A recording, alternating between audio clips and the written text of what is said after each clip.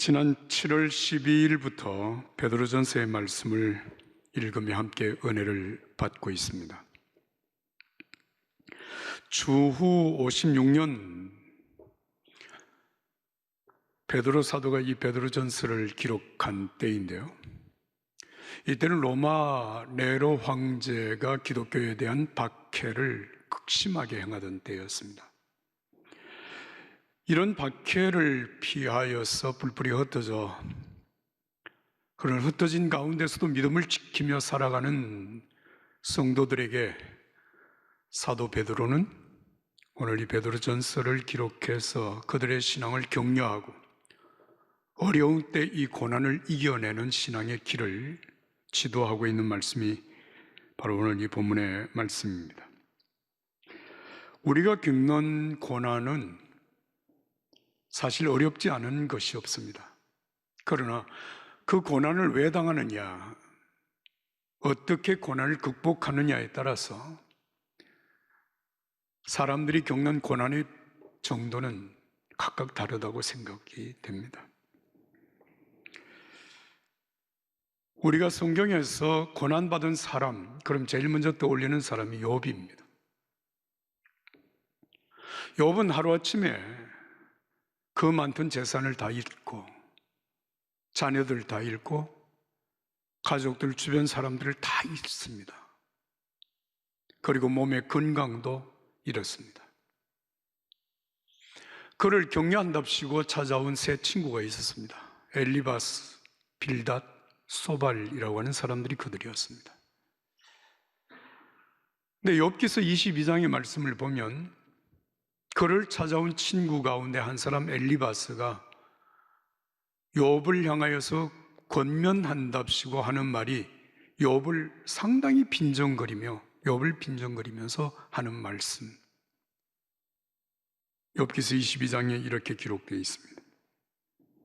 하나님이 너를 책망하시며 너를 신문하심이 너의 경건함 때문이냐?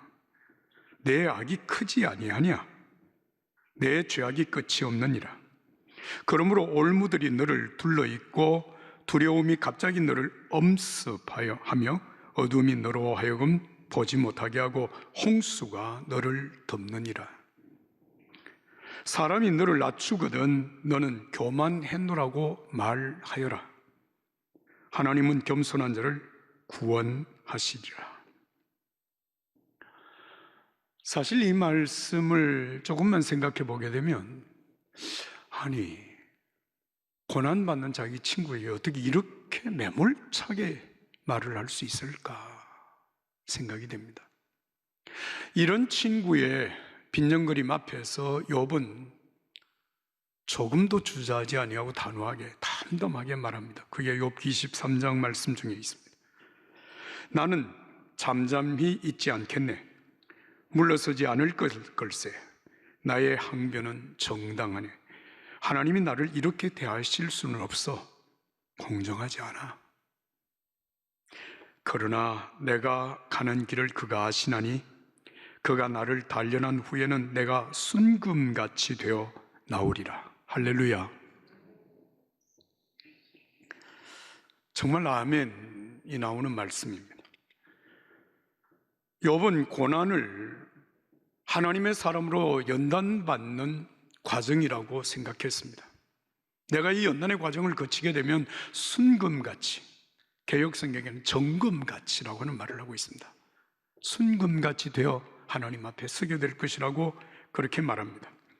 그러므로 욥은 그 고난이 힘들기는 하였지만 그 고난을 이겨낼 수 있었고, 욥이 모든 고난을 이겨낸 이후에 하나님께서 주시는 복을 받습니다. 그게 욥기 42장에 보면 처음 소유의 갑절의 복을 주셨고, 그리고 처음보다 더 나은 복으로 살게 하셨다, 그렇게 말씀하십니다. 오늘 우리가 읽은 이 베드로전서 5장 5절에서 11절의 말씀은 사실상 베드로전서의 마지막 결론적인 말씀입니다. 우리가 당하는 이 고난을 어떻게 이겨낼 수 있겠느냐라고 하는 부분에 대하여서 4가지 명령으로 말씀을 하고 있습니다. 다시 말합니다. 이것은 제안이나 권고가 아니라 명령입니다. 그 첫 번째 명령이 오늘 본문 5절의 말씀입니다. 한 목소리로 읽겠습니다. 5절을 다 같이 읽습니다. 젊은 자들아, 이와 같이 장로들에게 순복하고 다 서로 겸손으로 허리를 동이라. 하나님은 교만한 자를 대적하시되 겸손한 자들에게는 은혜를 주시느니라. 할렐루야. 다 서로 겸손으로 허리를 동이라. 사랑하는 여러분, 어느 시대나 우리가 그리스도인으로서 하나님의 자녀로서 믿음의 삶을 지켜나가기 위하여 가장 필요한 것이 있습니다. 그게 무엇인가 하면 겸손이라고 하는 말입니다. 여러분, 교만이라고 하는 것은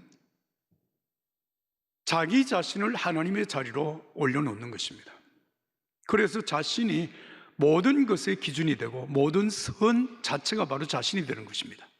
때문에 나와 같지 않은 모든 사람들, 모든 일에 대하여서는 어떻게 하든지 바로잡아야 된다고 생각을 하는 것이에요. 해서 교만한 사람들이 있는 곳에는 갈등이 끊이지 않고 다툼이 끊이지 아니요, 여러 가지 고통스러운 문제가 발생하게 되는 것입니다. 여러분 생각을 해보십시오. 유한한 인간이, 허물 많은 죄인이 자신을 하나님처럼 올려놓고 자신을 절대화한다는 절대적인 선의 기준으로 생각을 한다는 것이 우스꽝스럽기 거지없는 것인데, 세상에는 이런 교만한 자들이 적지 않습니다. 세상의 모든 고통은 인간의 교만으로부터 오는 것입니다. 그래서 예수님은 이런 인간의 교만 때문에 인간들 스스로가 지쳐가는 이 상황 속에 부르십니다. 마태복음 11장 28절 이하의 말씀, 수고하고 무거운 짐진 자들아 다 내게로 오라. 내가 너희를 쉬게 하리라. 나는 마음이 온유하고 겸손하니 나의 멍에를 메고 내게 배우라. 그리하면 너희 마음이 쉼을 얻으리니 이는 내 멍에는 쉽고 가벼움이라 하시니라. 아멘. 교만 때문에 지쳐가는 인간을 향해서 내게 오라. 내가 너희를 쉬게 하겠다. 어떻게 쉬게 하느냐 하면 교만한 마음을 버리고 예수님의 마음, 겸손하고 온유한 마음을 배우라는 것입니다. 여러분, 정말 우리가 힘들고 어려워지는 것은 우리가 당면하고 있는 현실이 너무 어렵기 때문만은 아닙니다. 우리의 마음이 교만하기 때문에 여러분 정말 힘들고 어려운 순간들을 겪게 되는 것입니다. 예수님은 온유하고 겸손한 마음을 배우라. 그리하면 쉼을 얻으리라 말씀하셨습니다. 여러분 5절의 말씀, 젊은 자들아 장로들에게 순종하고 다 겸손으로 허리를 동이라고 말씀합니다. 허리를 묶어라. 겸손으로 허리를 묶어라. 자, 여러분 여기 보시면 젊은 자들하고 그리고 장로들에게 복종하라 이런 말씀을 하고 있는데요, 여기 젊은 자들은 누구고 장로는 누구를 얘기하는 것이냐 하면, 젊은 자들은 일반적으로 믿음의 삶을 살아가는 성도들을 얘기하는 것이고, 장로들은 교회에서 하나님의 말씀을 전하고 그리고 성도들을 인도하는 지도자들, 그 당시에는 목회자들을 지칭하여 말씀하신 것입니다. 그런데 하나님 앞에서는 젊은 자들이나 장로가 다 겸손으로 허리를 묶어야 된다. 여러분 이게 무슨 말인가 하면, 지도자들은 예수님께서 맡겨주신 예수님의 양들을 예수님의 마음으로, 사랑으로 돌보고 섬겨야 된다고 하는 말입니다. 이게 겸손입니다. 또 젊은 자들, 양들은 주의 종들을 통해서 선포되어지는 말씀이 예수님의 말씀, 하나님의 말씀이라고 하는 사실로 받아들이고 순종하며 살아가는 것, 그게 바로 겸손이라고 하는 것입니다. 6절의 말씀입니다. 그러므로 하나님의 능하신 손 아래서 겸손하라. 때가 되면 너희를 높이시리라. 여러분 지도자를 세우신 분도 하나님이시고 지도자를 통하여서 역사하시는 분도 하나님이십니다. 성도들을 구원하여 하나님의 자녀가 되게 하신 분도 하나님이시고 성도들에게 은혜를 베푸시는 분도 하나님이십니다. 겸손으로 다 허리를 묶어라. 첫 번째 명령입니다. 두 번째 명령이 7절입니다. 여러분 7절 말씀을 함께 읽습니다. 다 같이 7절 시작. 너희 염려를 다 주께 맡겨라. 이는 그가 너희를 돌보심이라. 너희 염려를 다 주께 맡겨라. 두 번째 명령입니다. 여러분, 우리의 영혼의 길을 누르고 영혼의 힘을 빼앗아가는 중요한 우리 삶의 문제가 뭐냐면 염려하는 것입니다. 염려는 지나친 걱정과 근심으로 마음이 여러 갈래로 분열이 되고 혼란스러워지는 상태, 그게 바로 염려입니다. 여러분, 우리가 얘기를 하다가 참 헷갈린다 이런 얘기를 하잖아요. 헷갈린다라고 하는 판단의 기준이 서지 않는다. 어떻게 결정해야 될지 잘 모르겠다. 마음이 분산된다. 여러분, 우리의 마음이 헷갈리게 되어지면 우리의 삶의 방향이 혼란스러워지고 내가 누구인지, 내가 어떻게 살아야 될 것인지라고 하는 그런 정체성에 대한 우리의 삶의 결정이 어려워지게 되는 것입니다.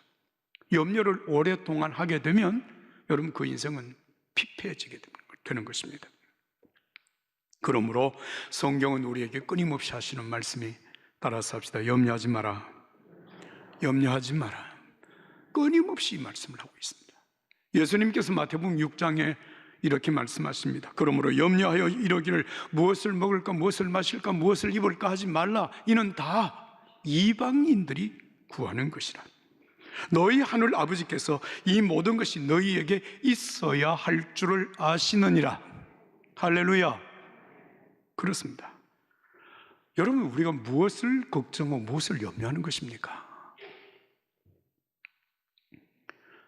정말 하나님께서, 우리를 구원하신 하나님께서 우리의 주가 되시고 우리의 삶의 모든 것을 다스리시고 우리를 인도하신다고 하는 그런 사실을 믿는 하나님의 자녀라면 무엇을 왜 걱정하고 염려하고 불안해해야 되는 것일까요?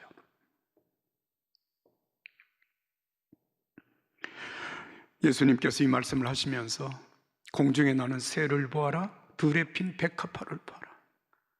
그들은 농사를 짓지 않고 길쌈도 하지 아니하지만 하나님께서 먹이시고 입히시지 않느냐? 하물며 너희 일까 보냐? 그러므로 염려하며 산다고 하는 이 말은 이방인처럼 사는 것이라고 말씀하신 것입니다. 무슨 말입니까? 하나님 없이 사는 사람처럼 산다는 얘기입니다.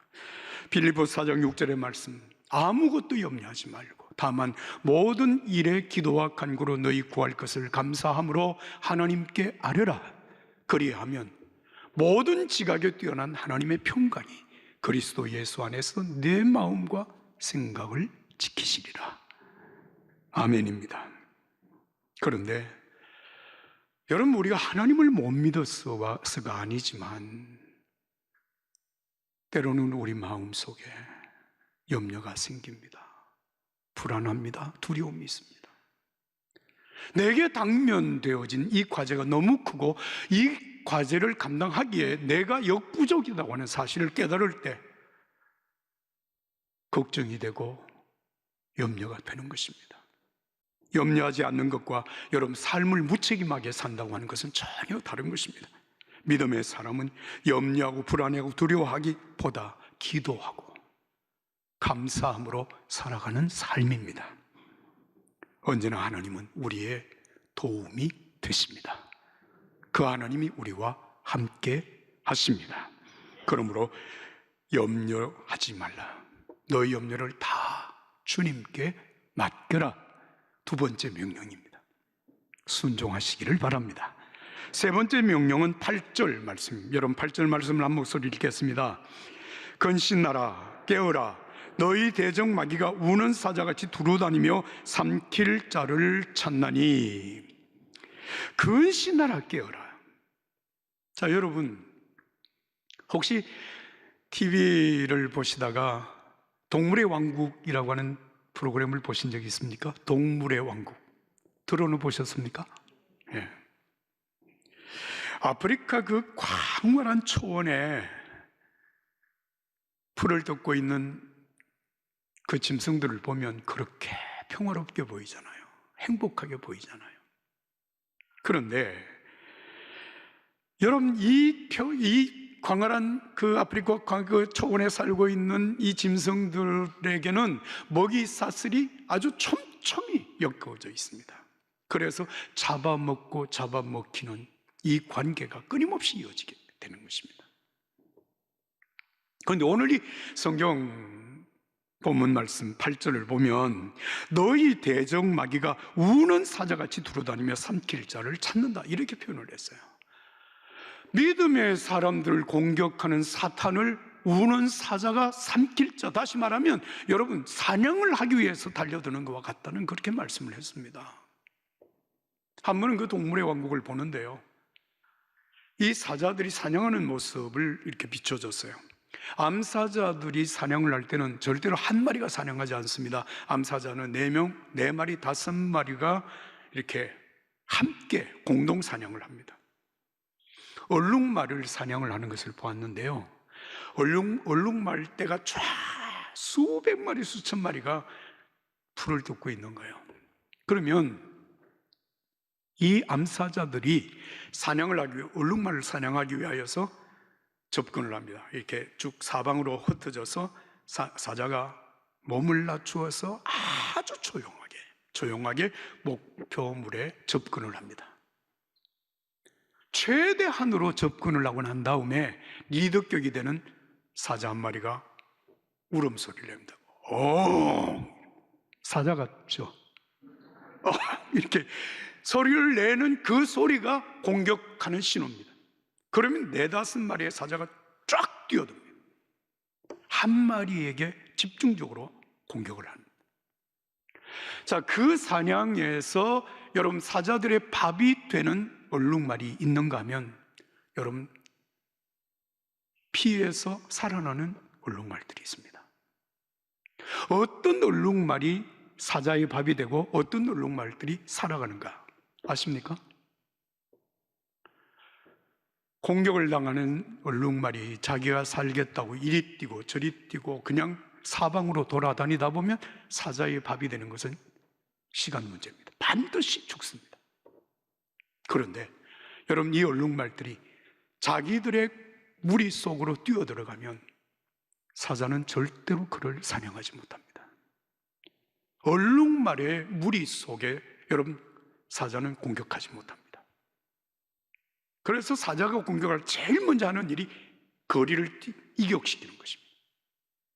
그리고 그 한 마리를 잡아먹는 거예요. 저는 이 장면을 보면서 우는 사자같이 두루다니며 삼킬 자를 찾는다라고 하는 이 사탄의 속성에 대하여서 하나님께서 우리에게 말씀하시는 의미를 깨달았습니다. 깨어있는 성도, 근신하여 살아가는 성도들이 어려운 일들을 만나게 되면 어떻게 행동하느냐? 깨어있는 사람들은 신앙의 공동체, 믿음의 공동체, 교회 공동체 속으로 뛰어들어요.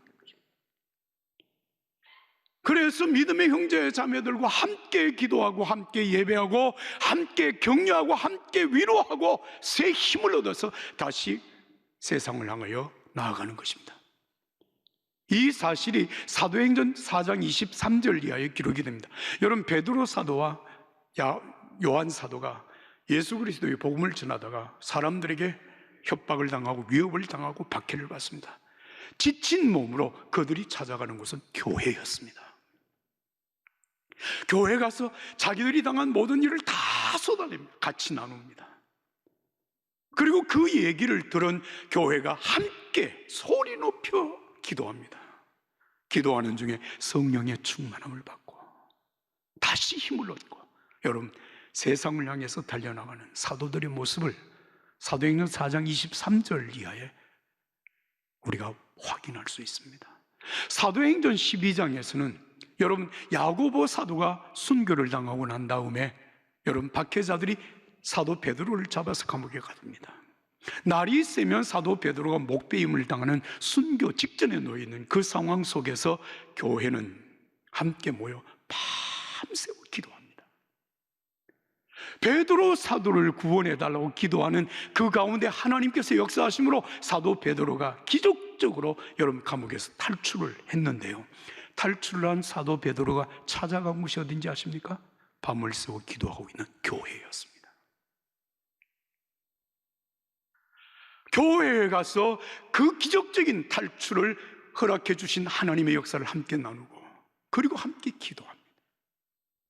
사랑하는 여러분, 정말 우리의 신앙생활 속에서 소중한, 우리가 깨어있는 믿음의 삶을 산다고 하는 것은 개인적으로 기도를 많이 하나, 개인적으로 성경 말씀을 열심히 보라 라고 하는 정도에서 떠나서 여러분, 신앙의 공동체 안에 함께 합류하여 기도하고 예배하고 함께 나누고 함께 기도하는 가운데 힘을 얻고 성령의 충만함을 받는 그 삶을 가리켜서 근신하는 삶, 깨어있는 삶이라고 말씀하시는 것입니다. 근신하라, 깨어라, 세 번째 하나님의 명령입니다. 마지막으로 여러분 9절의 말씀 함께 읽습니다. 9절 다 같이 읽습니다. 너희는 믿음을 굳건하게 하여 그를 대적하라. 이는 세상에 있는 너희 형제들도 동일한 고난을 당하는 줄 알미라. 할렐루야. 믿음을 굳게 하여 그를 대적하라. 명령입니다. 네 번째 명령입니다. 여러분, 사탄의 공격은 무시하거나 모른 척하거나 피한다고 해서 여러분 없어지는 것이 아닙니다. 맞서 싸워야 됩니다. 그래서 신앙생활을 가리켜서 영적인 전투를 하는 삶이라고 그렇게 말씀하신 것입니다. 에베소서 6장 10절에서 20절의 말씀을 보면 영적인 전투를 하는 하나님의 사람들은 어떻게 무장하고 어떻게 싸워야 될 것인가를 이렇게 말씀하고 있습니다. 진리의 허리띠를 띠고 의의 호심경을 붙이고 평안의 복음의 신발을 신고 믿음의 방패를 가지고 구원의 투구를 쓰고 성령의 검, 하나님의 말씀을 가지고 깨어서 기도하라는 것입니다. 여러분, 우리의 싸움은 쉽게 이기고 금세 잊고 마는 한나절의 운동 경기와 같은 것이 아닙니다. 마귀와 그 수와 들을 상대로 끝까지 싸워야 하는 영적인 싸움입니다.